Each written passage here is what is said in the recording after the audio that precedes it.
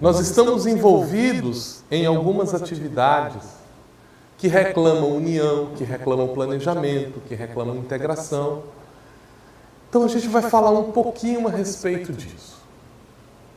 Resolvemos tomar como ponto de partida para essa nossa discussão o texto que Allan Kardec desenvolve na última obra da codificação, que é a Gênese, de uma maneira curiosa, porque o Gênese é uma obra dedicada ao estudo dos fluidos. Toda a obra são ensaios a respeito de como os fluidos se expressam na providência divina, na uranografia geral, nos fenômenos, nos milagres, nas predições. E depois de Kardec fazer um vasto acompanhamento a respeito disso, ele vai então aproveitar para identificar o que vai acontecer com uma nova geração.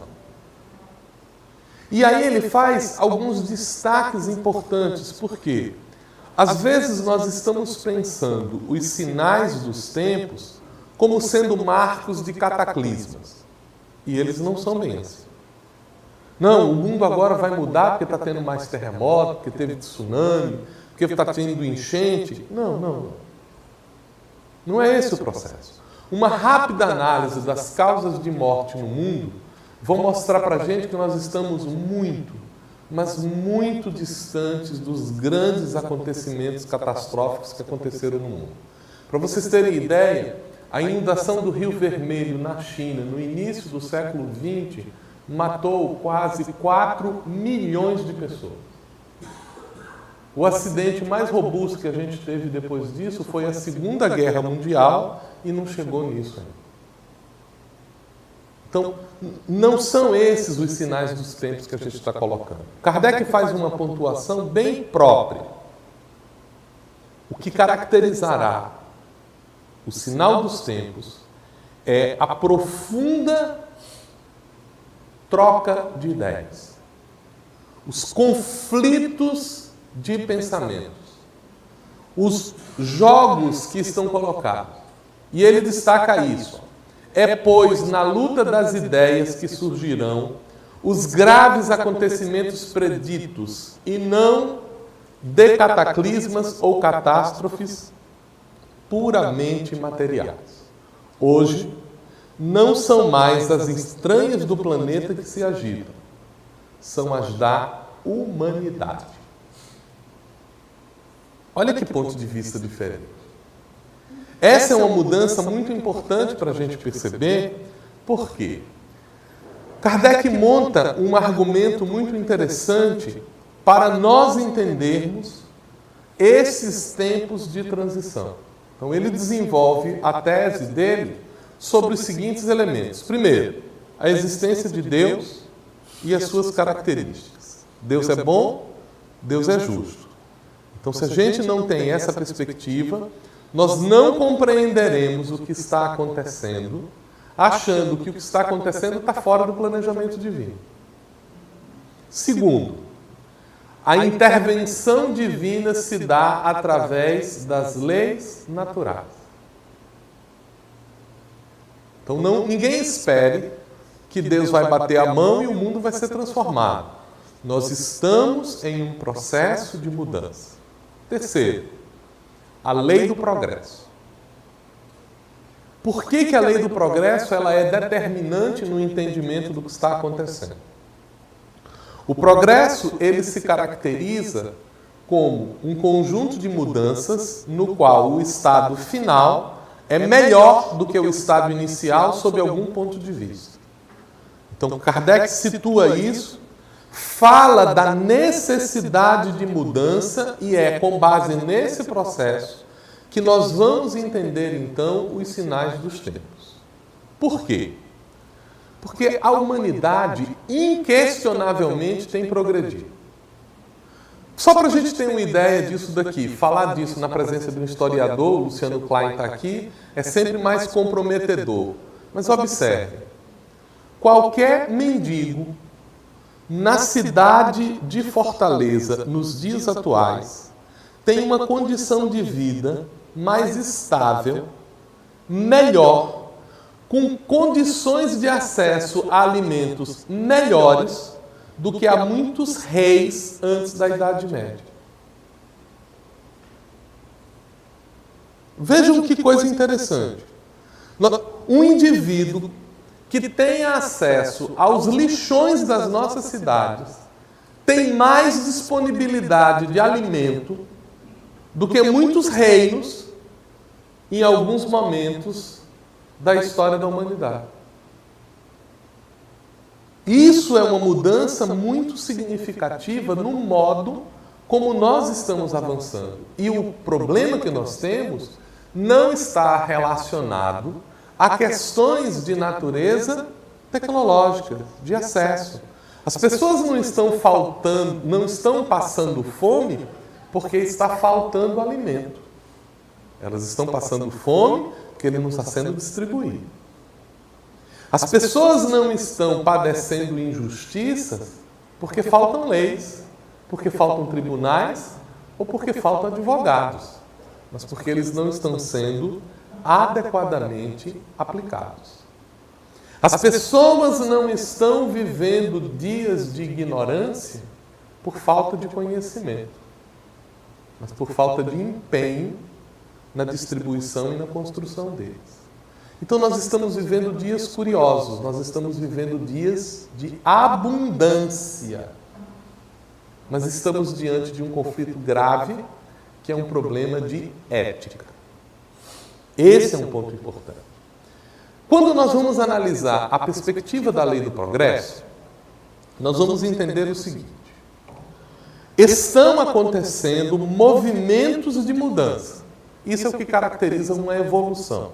A evolução, que é qualquer estado de movimento, é chamado de evolução. Que não é a mesma coisa que progresso, porque para acontecer o progresso, existe uma referência de mudança. Existe um ajustamento dentro da perspectiva espírita de que o progresso se dá quando o indivíduo ou a sociedade se alinham com as leis naturais. E daí a importância de nós entender que o Espiritismo mudou o ponto de vista no instante em que ele insere a lei natural não mais como um acordo, mas como alguma coisa inerente à natureza. Por quê? Porque estando inerente à natureza, não é opção nossa. Não, eu não quero ser assim. Não, eu não quero me alinhar à lei da gravidade porque eu não acredito nela. Isso é problema seu.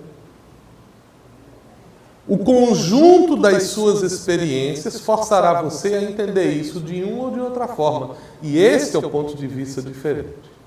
Então, nós precisamos, dentro desses movimentos de mudança, com vistas ao ajustamento da lei natural, nós vamos nos envolver no conhecimento e na prática da justiça, do amor e da caridade, não como três instâncias diferentes, mas como um princípio que rege o universo das coisas. E como é que isso se dá?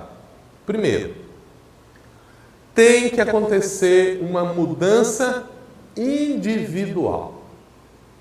É preciso que o indivíduo amplie o seu conhecimento para que ele possa alterar a sua prática.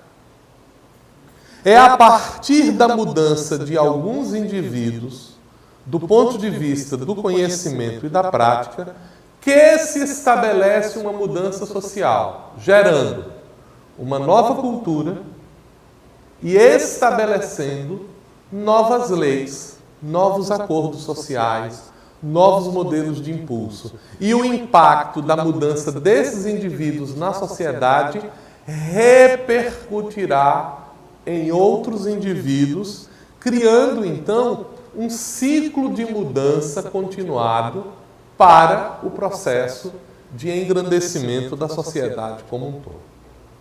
De que maneira nós vamos identificar esse quadro de evolução social? Primeiro, aparece a necessidade material, que é um instrumento para fazer com que o indivíduo se movimente. Isso é um padrão de comportamento. Há uma frase muito curiosa que diz assim: o animal satisfeito dorme. Se ele não tem fome, se ele está saciado, ele vai descansar. A sociedade também. A sociedade satisfeita, ela acomoda-se. Quando surge a necessidade, então começa a fazer um processo de mudança. Da necessidade material surge a tecnologia, o conhecimento, a interação, o esforço, o trabalho, e com ele aparece a necessidade intelectual, que é a capacidade de compreender as coisas, de experimentar.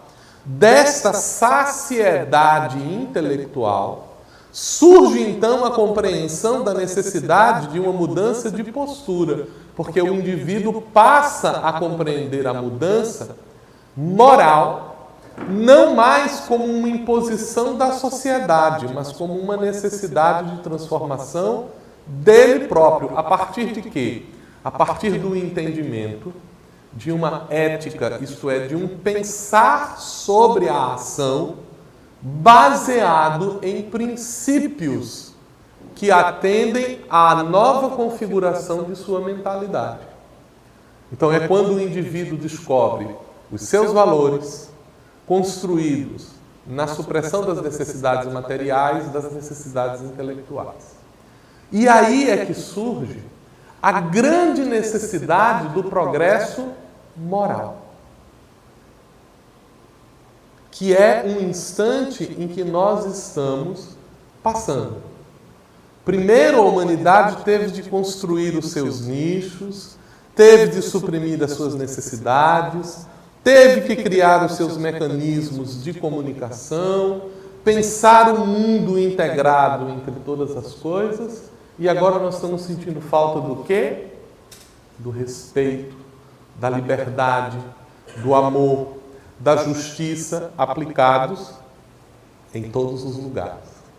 Então hoje estamos tão sensibilizados a respeito desses valores que começam a acontecer movimentos de organização mundial em torno do assunto.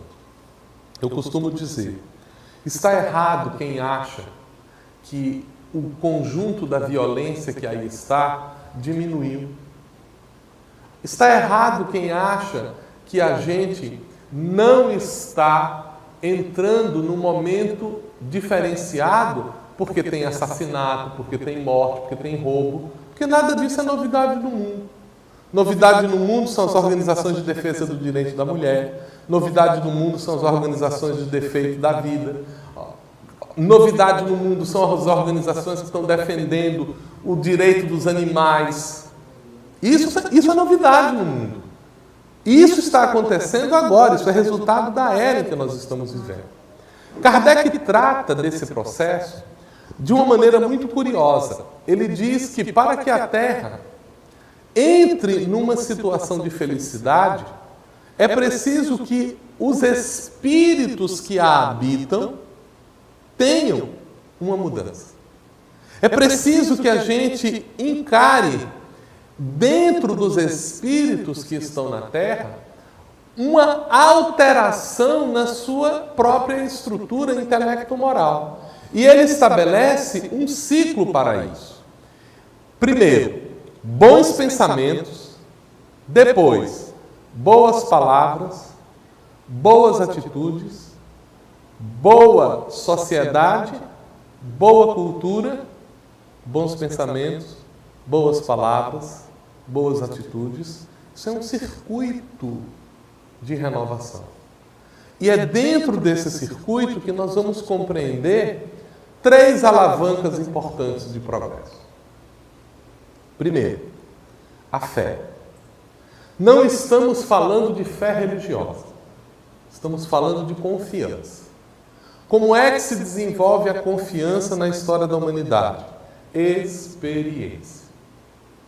Ao contrário do que a Igreja introduziu ao longo da Idade Média, dizendo que fé era crer no que era impossível, Eu costumo dizer que a gente descobre o que é fé muito mais no cartório do que na igreja, porque quando você vai no cartório e o notário diz assim, isto é verdade, eu dou, o que ele quer dizer com essa fé? Eu vi, eu comparei. É isso que ele está dizendo. Isto é confiável, eu atestei a confiança. Quer ver um exemplo de fé que a gente tem? Quem acredita que amanhã o sol vai nascer? Isso é fé. Não existe nenhuma razão para a gente acreditar que amanhã o sol vai nascer como ele fez ao longo de todos os últimos tempos. Alguém vai dizer assim, mas é a probabilidade, é altíssima. Eu sei, mas quem garante que a lei de probabilidade vai continuar funcionando amanhã? A experiência. E isso é a base da fé. É o nosso primeiro mecanismo de aprendizado diante das coisas. O segundo mecanismo de aprendizado é a razão. A razão é o resultado da elaboração intelectual sobre a experiência. É o resultado do nosso esforço de, com base nas múltiplas experiências que nós temos, a gente consegue criar uma explicação para o que aconteceu e, com base nessa explicação, a gente começa a deduzir ou induzir o que é que vai acontecer com base no comportamento que a gente identificou. Isso nos permite o desenvolvimento de tecnologia, isso nos permite o desenvolvimento de ação. Fé e razão são, então, dois instrumentos que a vida coloca à nossa disposição para o progresso.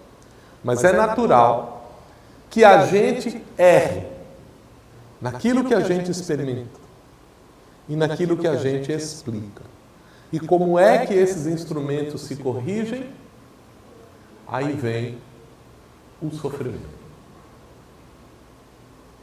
O sofrimento é um instrumento da vida para nos alertar que algo no nosso pensamento, na nossa atitude, no nosso sentimento, está errado.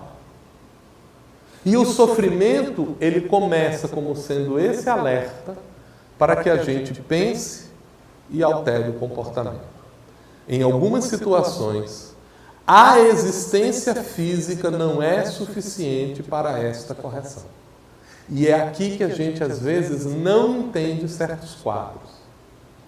Nossa, o indivíduo nasceu com sérios transtornos mentais. Não sei para que uma existência dessa. É porque a gente está vendo um dia na existência do espírito. Se a gente pudesse ver o antes e o depois, aí nós compreenderíamos o motivo daquela experiência. A dor que está corrigindo certas circunstâncias.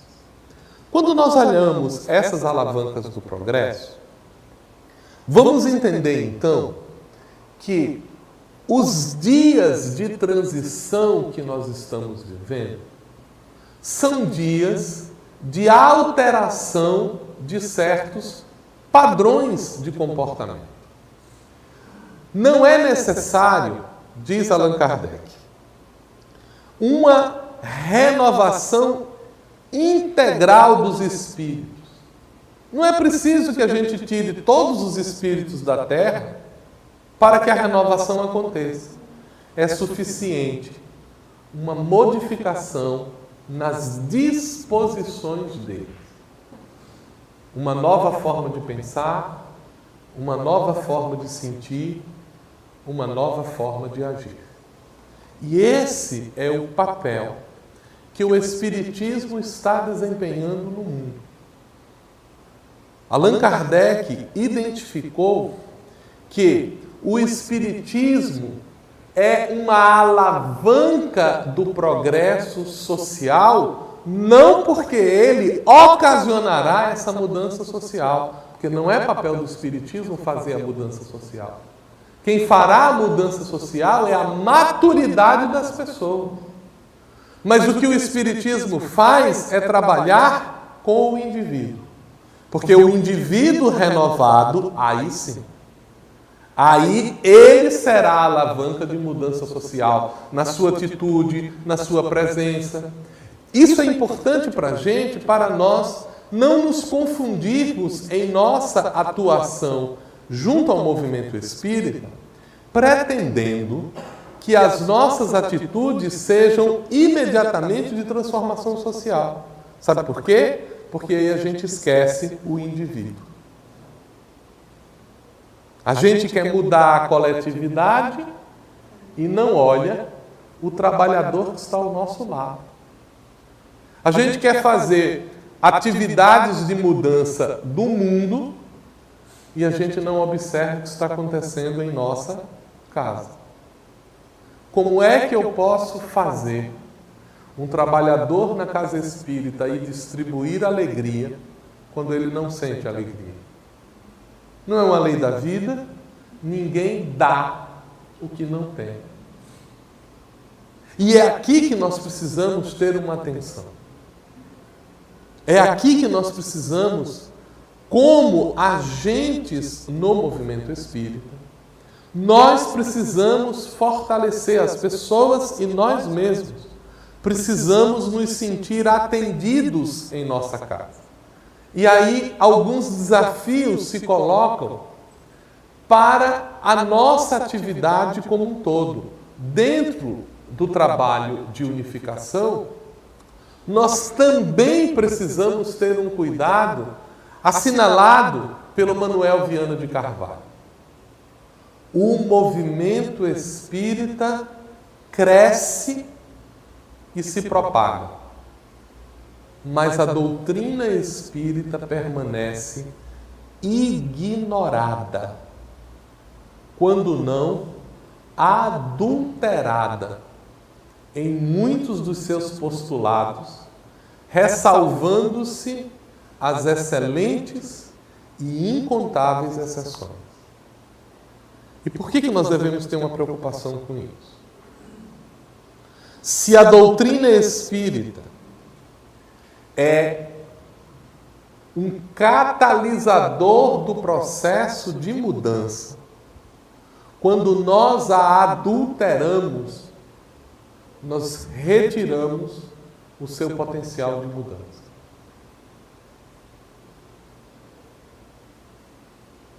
E aí a gente começa a ter situações graves. O indivíduo desencarna, chega no mundo espiritual, já pede audiência com o mentor espiritual e diz assim: o que é que eu estou fazendo aqui no umbral? Quando eu estava na Terra, olha, só na Federação Espírita do Estado do Ceará eu fiz 54 palestras. Apliquei passe, distribuí sopa, fiz maravilhas. Aí o que a espiritualidade vai dizer para a gente? E o que é que você aproveitou disso? Porque se nós continuamos com a ideia de que nós estamos fazendo o movimento espírita, de que nós estamos atuando no movimento espírita para auxiliar os outros, nós estaremos em dificuldade. Porque auxiliar os outros é o instrumento que a providência divina nos ofereceu para que nós socorramos a nós mesmos. E daí nós precisarmos centrar as nossas atividades em atendimento aos que realmente necessitam. Somos doentes da alma. Somos ignorantes no espírito. Temos fome de Deus. É por isso que o Centro Espírita é um hospital, é uma escola e é um templo, na inspirada descrição que Emmanuel nos faz. E se nós nos preocuparmos com evoluções externas de movimento e não cuidarmos das graves necessidades de progresso que nós trazemos, nós corremos o risco de sermos mais um movimento social na face da Terra. Isso exige uma atenção muito grande. Será que na estruturação dos nossos trabalhos nós estamos atendendo a essas finalidades? Será que as nossas instituições, elas estão servindo de hospital, de escola e de templo? Quando eu estou indo à casa espírita, eu compreendo essa relação? É simples de responder isso. Quando você vai para a casa espírita, você se sente mais feliz? Isso é um bom sinal. Mas quando você está indo para a atividade, você está se sentindo cansado, oprimido, desmotivado, ligue o sinal amarelo. Porque isso significa que você mesmo perdeu significados nas coisas. E quando você perde esses significados, diminui a sua capacidade de oferecer. Então nós precisamos de uma atenção redobrada. Por quê? O papel do movimento espírita é promover o estudo, a divulgação, mas principalmente a vivência do Espiritismo. E às vezes nós temos empreendido esforços descomunais na divulgação e no estudo.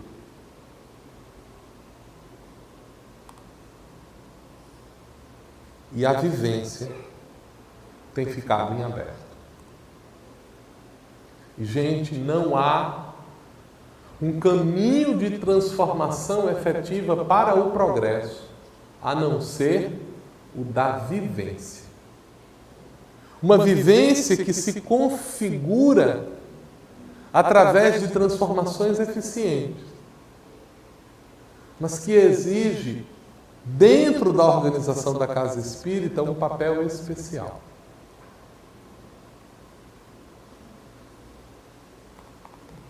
O do dirigente na Casa Espírita. Essa figura que tem sido meio que deixada de lado, né? A gente não tem enfatizado muito isso. Quem é esse sujeito? Primeiro, nós precisamos nos reconhecer como espíritos. E como espíritos, nós temos isso aqui, ó. Nós somos aprendizes das leis divinas. Este é o mais importante ponto da nossa existência.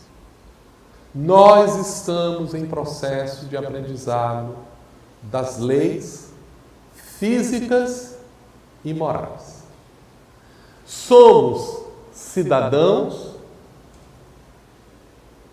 então é necessário dar a César o que é de César, dar a Deus o que é de Deus.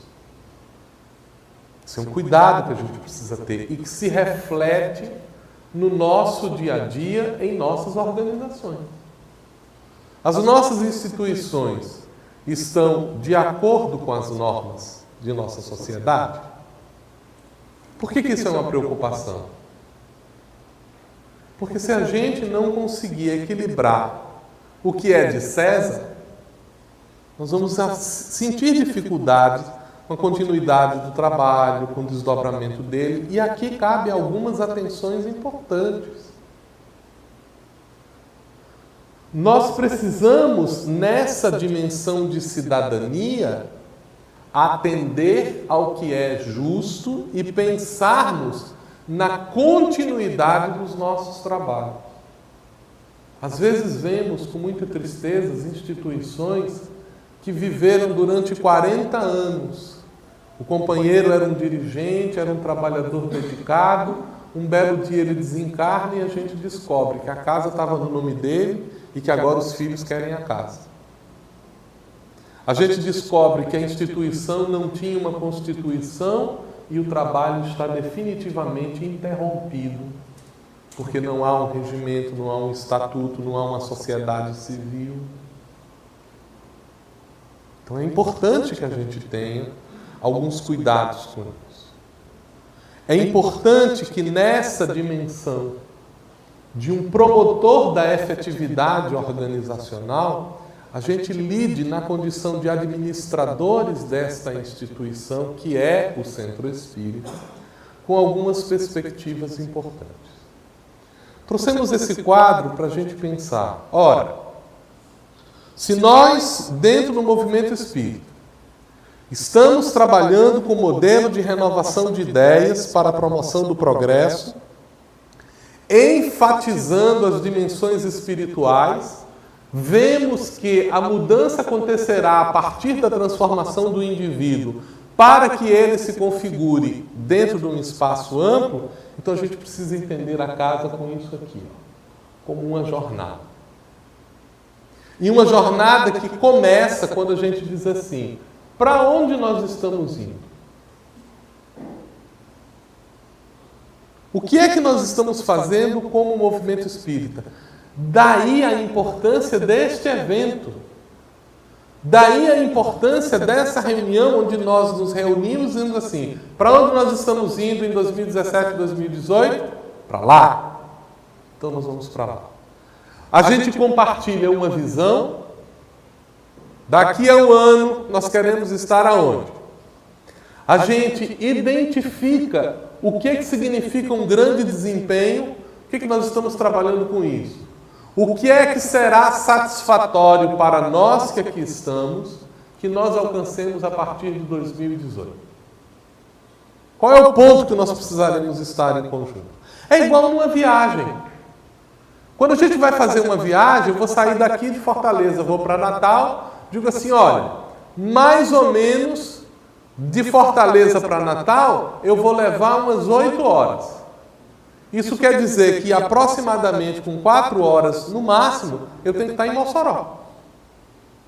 Porque se eu não chegar em Mossoró daqui a 4 horas, não tem jeito de eu chegar em Natal em 8 horas.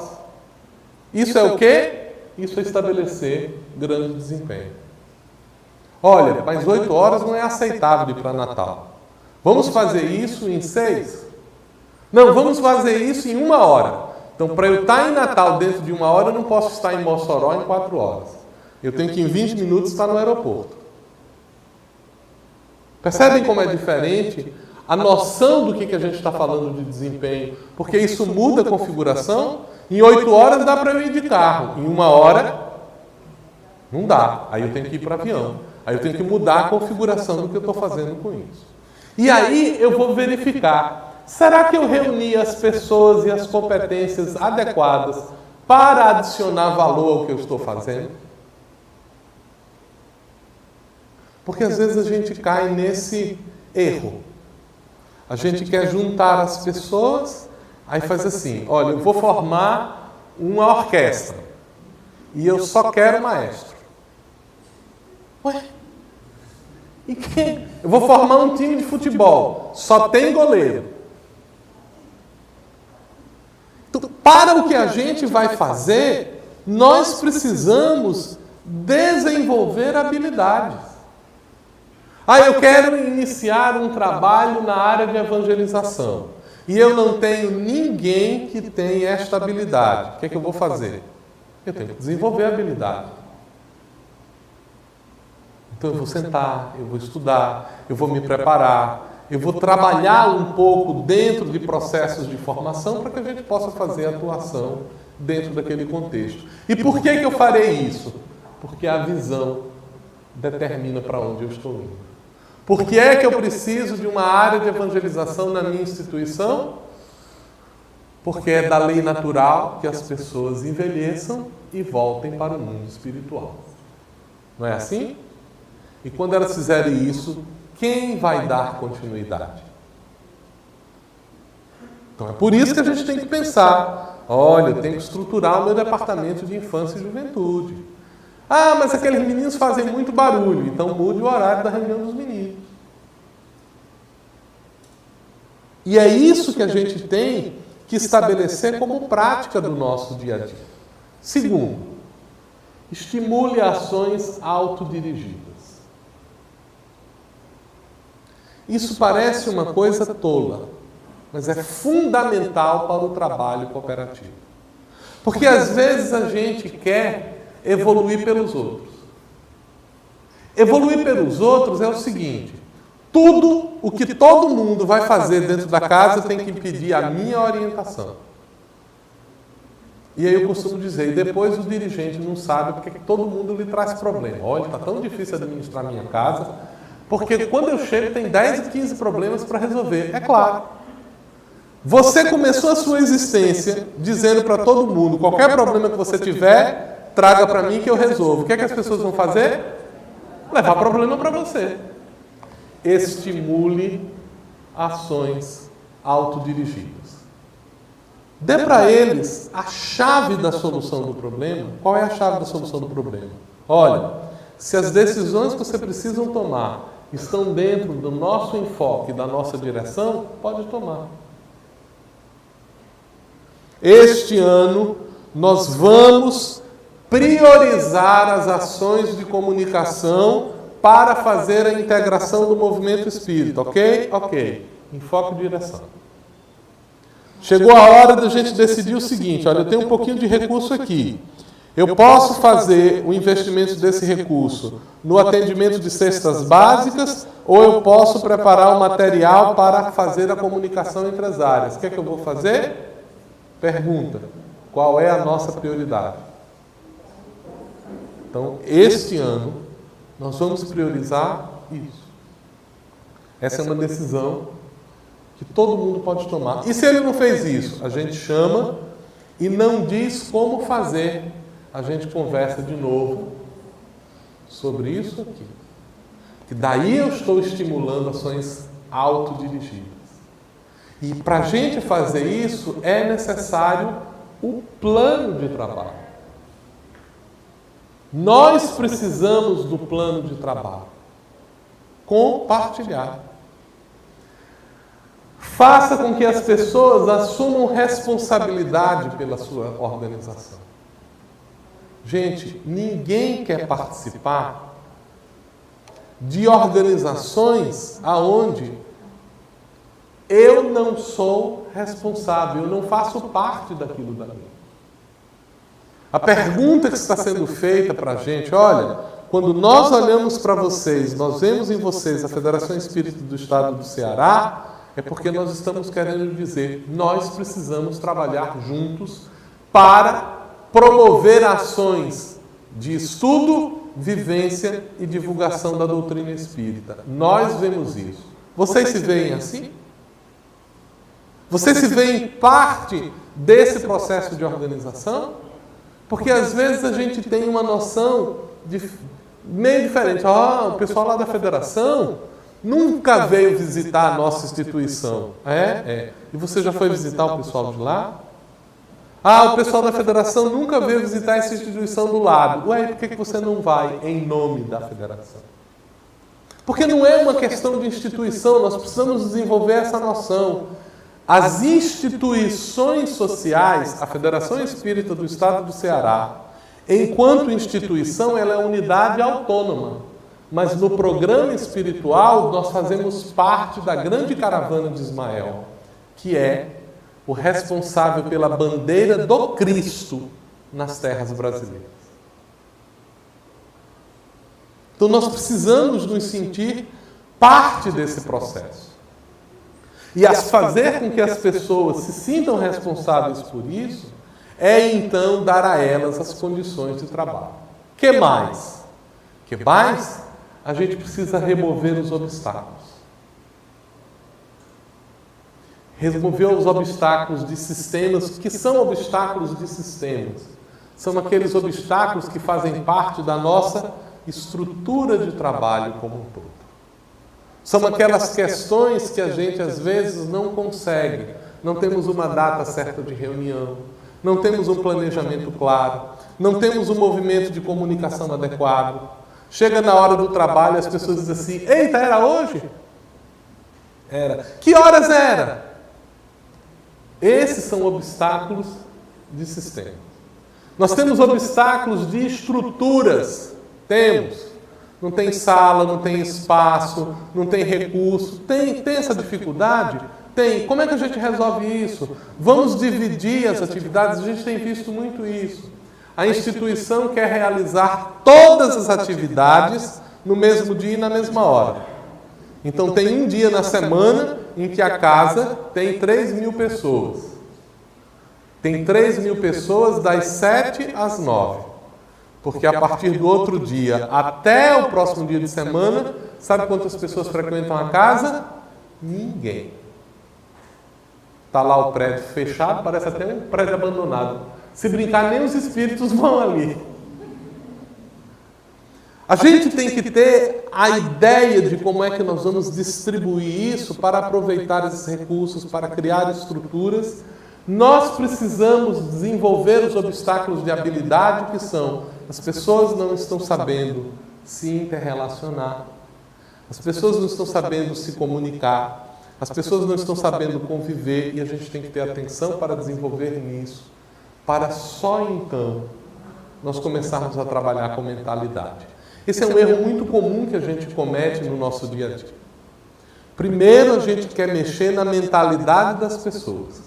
Aí nós fazemos os encontros, a gente sensibiliza, a gente dá um gás a ela, porque a mentalidade fica toda nova, aí quando ela volta para a atividade, o sistema tem obstáculo, a estrutura tem obstáculo, a habilidade tem obstáculo. O que acontece? O que acontece com a mentalidade dela? Volta ao mesmo ponto onde estava. Então nós precisamos ter atenção em relação a isso.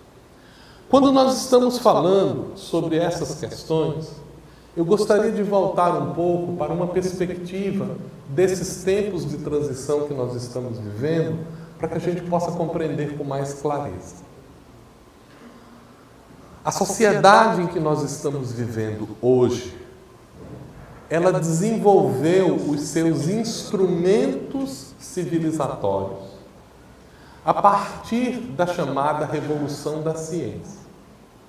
Na Revolução da Ciência nós criamos o estado em que nós estamos vivendo hoje. Nós entendemos a necessidade de um Estado de Direito, uma instituição tripartite com divisão de poderes. Nós criamos a escola, como nós entendemos hoje, sendo um instrumento de esclarecimento dos indivíduos para a promoção dos seus valores humanos. Nós desenvolvemos a noção política do pensar coletivo de soluções para criar acordos em que a sociedade pudesse viver em comum entendimento. Nós criamos os tribunais de justiça para que a lei fosse o guia da sociedade e não mais o entendimento de um ou de outro indivíduo. Nós configuramos a família, nós criamos as instituições, nós promovemos o progresso. E o que aconteceu com a nossa sociedade? Ela deu um salto gigantesco. Graças a esses instrumentos de progresso, nós saímos de uma configuração social de isolamentos e ganhamos uma configuração social de globalização, de pessoas se intercomunicando. Então nós avançamos muito. Mas o que aconteceu com esses fundamentos civilizatórios? Eles se esgotaram. Por quê?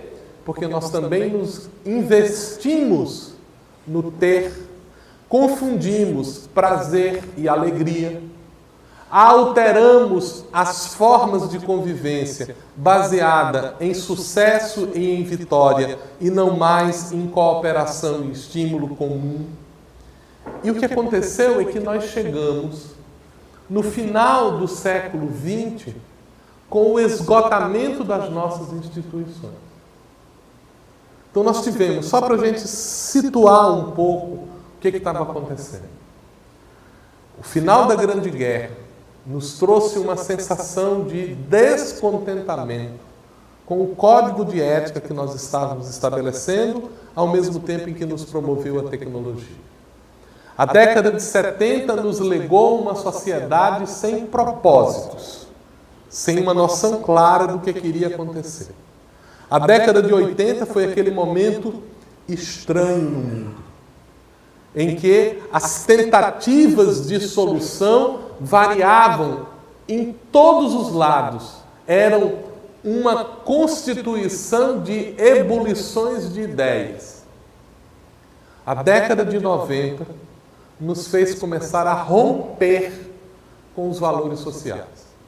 Uma reconfiguração nos modelos de família, a queda do chamado Muro de Berlim, que reconfigurou a geopolítica do mundo quando mostrou que o modo da economia comunista, como vinha sendo praticado, não funcionava. Em 2008, a derrocada, a crise dos derivativos na economia, que colocou que o modo como o capitalismo estava sendo provocado não estava funcionando direito. Chegamos, no início do século XXI, com uma crise da democracia de representatividade. Crise nos impérios. Crise nas configurações do que é família e do que não é família. Crise da identidade de gênero, de raça, a ascensão de movimentos divisores baseados em suas ideias. E estamos de novo naquele conflito de ideias que Kardec caracterizou em 1868. Qual é esse período que nós estamos? O de transição. Ele está todo caracterizado. Agora vem uma pergunta importante. Como é que nós, do movimento espírita, vamos responder a isso? Com os instrumentos que nós temos à nossa disposição. E o mais importante deles chama-se o Espiritismo. A doutrina espírita. Porque é ela que nos dá o fundamento, o princípio, o entendimento. E não adianta a gente tentar participar do processo de mudança sem isso. Nós precisamos entender o que significa o Espiritismo em sua abrangência. Entender as relações do Espiritismo com o conhecimento humano de uma maneira geral. E participarmos de um processo de mudança de nós mesmos. Esse é o ponto crítico. Temos insistido muito para que nós busquemos, enquanto indivíduos, uma mudança na nossa atitude do dia a dia. Allan Kardec, concluindo o capítulo da perfeição moral, o último da terceira parte sobre as leis morais, ele endereça aos espíritos uma questão que nós consideramos a mais importante da obra. Porque nos interessa diretamente. Na questão 919, Kardec olha toda a estrutura que o Espiritismo desenvolveu, toda a mudança de conceitos que o Espiritismo trouxe, e fez aos espíritos uma pergunta que não pode ser mais dirigida a nós outros. Qual o meio prático mais eficiente? Olha a pergunta que ele está fazendo. Qual o meio prático mais eficiente que tem o homem de construir a felicidade nesta vida e preparar um bom estado para a vida futura? teste de aferição. Alguém se interessa por isso? Vejam, isso parece ser a pergunta da nossa existência, né? Imaginem, olha gente, eu tenho a resposta para você conseguir a felicidade nesta vida, para você garantir o seu bem-estar na vida futura, e essa chave ela é prática e eficiente. Eu pelo menos dizia, quanto custa? Os espíritos responderam.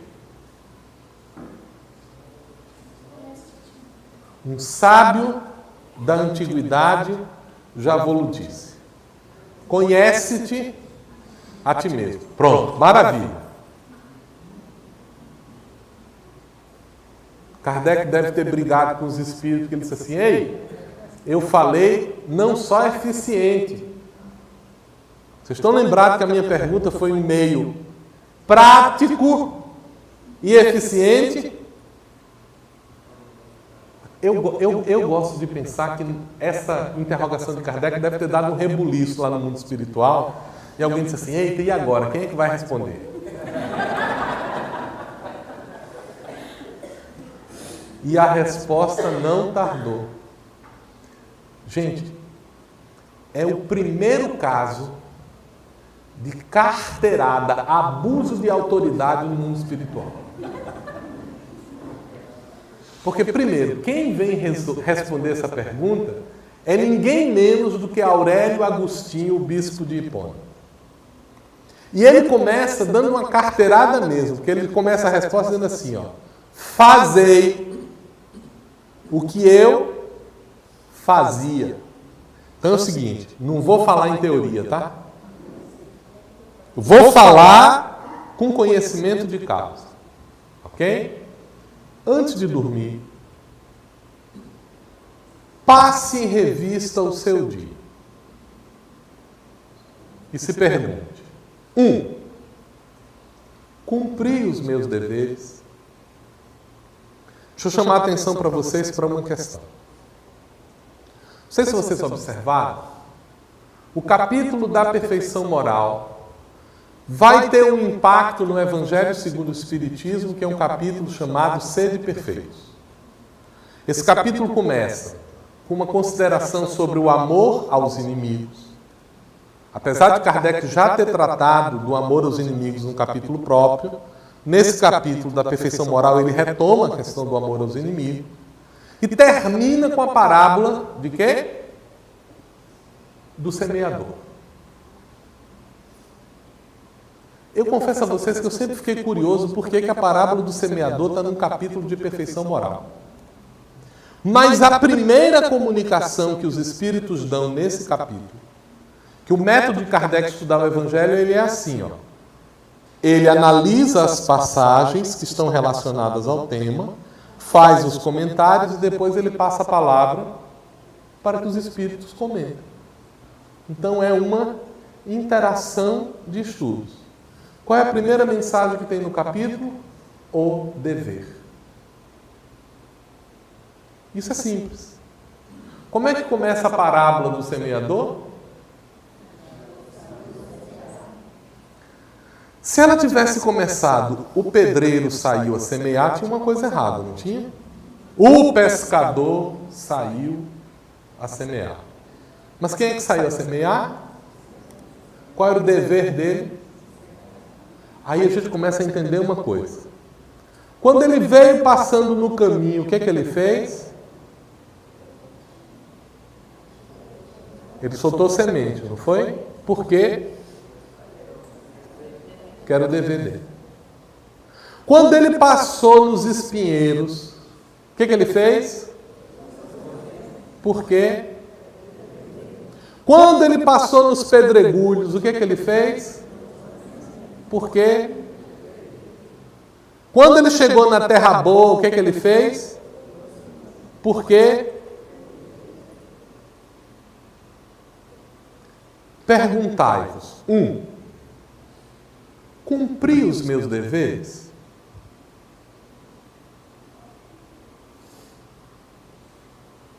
Olha a pergunta que Santo Agostinho está pedindo para a gente. Nós estamos no encontro para tratar sobre a consciência espírita e a unificação. Por onde a gente começa? Pergunta número 1.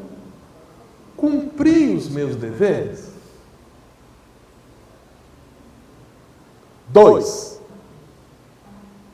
Fiz todo o bem que podia?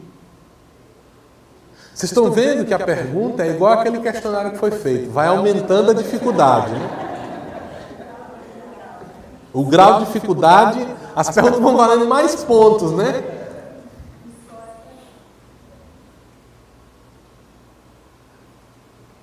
Fez o bem no limite das suas possibilidades? Aí vem a terceira. Porque até aqui, quem é o ponto de referência da avaliação? Sou eu, né? Então, passei na primeira, cumpri meus deveres. Passei na segunda, fiz o bem no limite das minhas possibilidades. Ótimo. Terceira, alguém tem alguma coisa a reclamar de você? Pronto.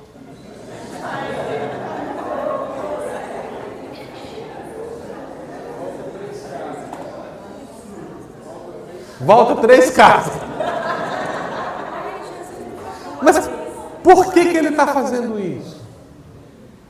Porque ele está dizendo que a gente não pode viver de acordo com o nosso ponto de vista. Por quê? Porque ele diz assim, graças à nossa capacidade narrativa, nós mentimos para nós mesmos. Egoísta eu? Não. Eu sou apenas cuidadoso. Não, mão de vaca, eu? Não, eu sou previdente. Vaidoso, eu? Não, eu cuido apenas da minha imagem. Através da narrativa, nós criamos as nossas verdades. E quando eu vou observar se alguém tem alguma coisa a reclamar de mim, eu estou saindo do meu ponto de vista. Eu estou me colocando no ponto de vista do outro e eu estou olhando o que está acontecendo para mim.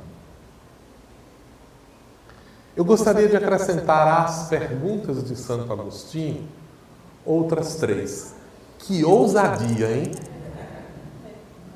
Mas eu queria compartilhar com vocês, porque penso que nos dias que nós estamos vivendo, nós estamos nos esquecendo muito de nós mesmos. Foram 3 perguntas que eu aprendi com meu pai. Papai dizia, ainda diz, está lá em Brasília me esperando para puxar minha orelha porque eu vim para Fortaleza. Ele mora em Natal, foi para Brasília e eu vim para cá. Ele dizia assim, no final do dia se pergunte, o que você aprendeu de novo hoje? Porque se ao final de um dia inteiro nós não tivermos aprendido nada de novo, a nossa mente não funcionou naquele dia. É como se a gente estivesse intelectualmente mortos.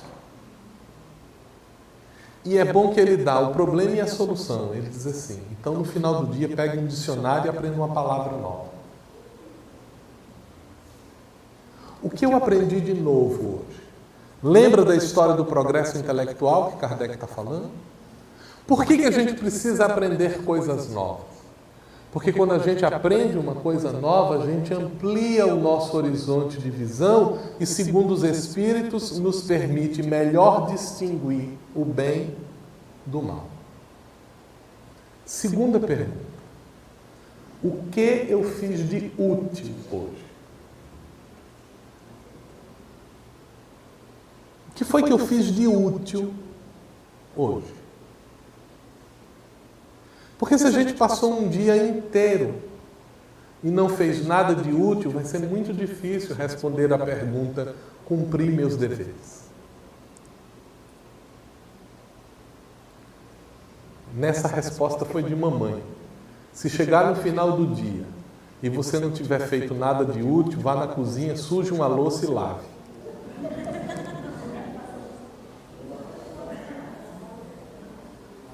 Perceba que você tem algo a contribuir. A terceira pergunta, para mim, é das mais importantes para o momento que nós estamos vivendo. Qual foi a alegria que você sentiu hoje?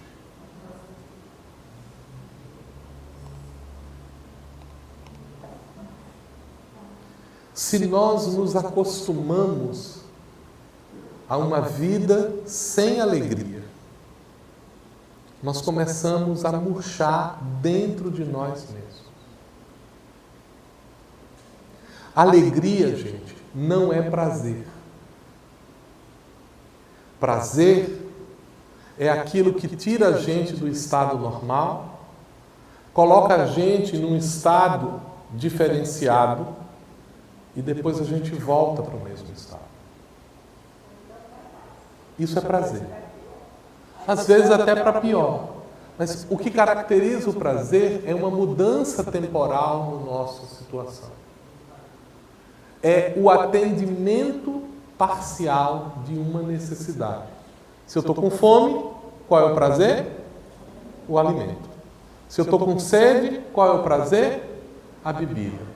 Mas da mesma maneira que eu não posso ficar me alimentando o tempo inteiro, eu não posso ficar ingerindo líquidos o tempo inteiro, o prazer é assim, ele tem limite. Qual é a diferença do prazer e da alegria? A alegria não tem limite.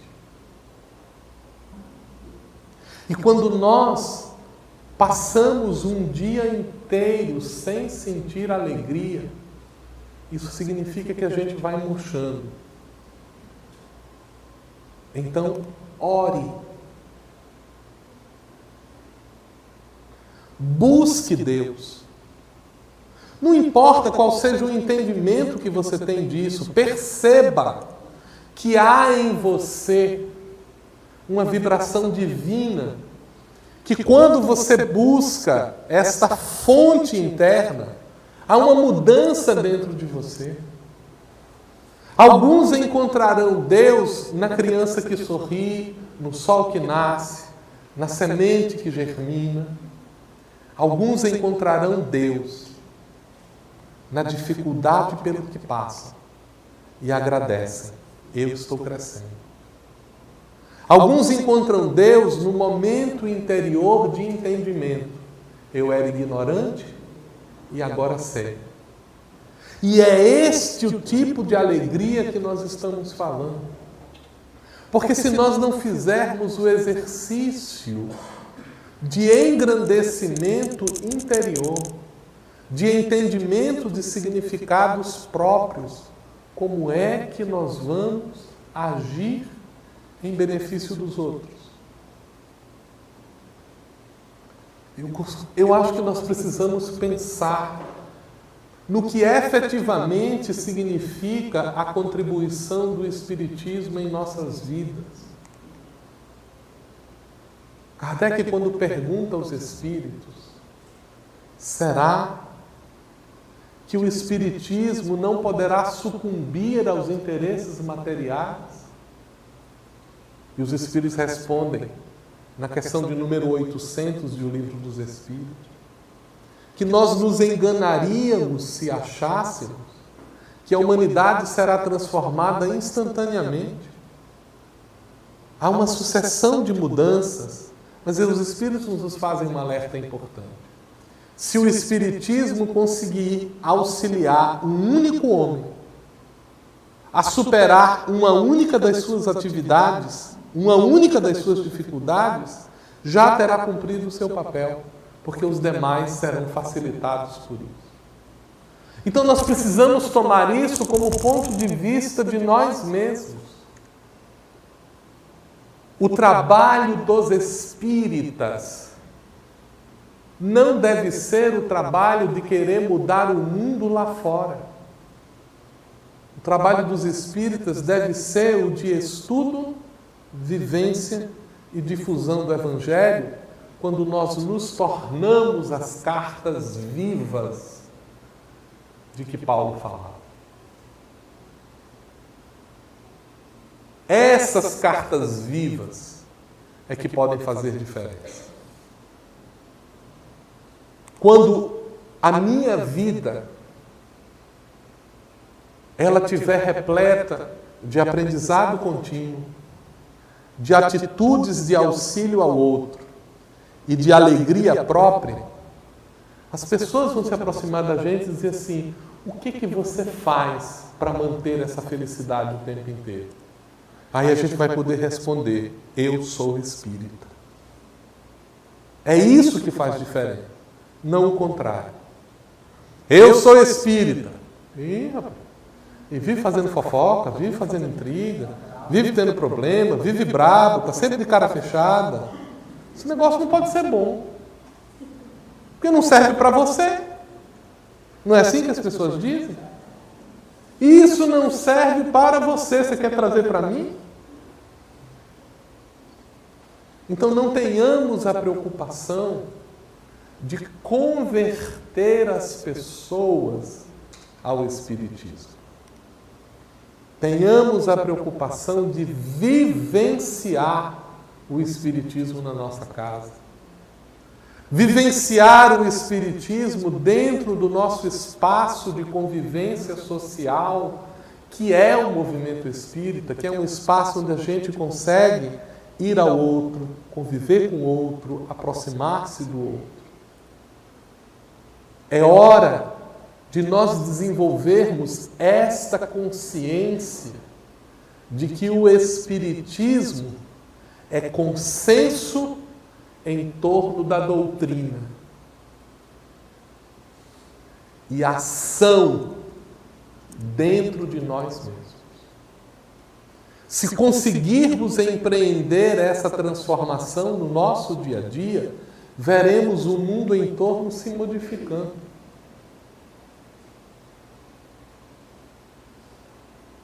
É necessário manter acesa a verdadeira essência do Espiritismo, que em nada difere da verdadeira essência do cristianismo. Nisto, sereis reconhecidos como meus discípulos, se vos amardes uns aos outros.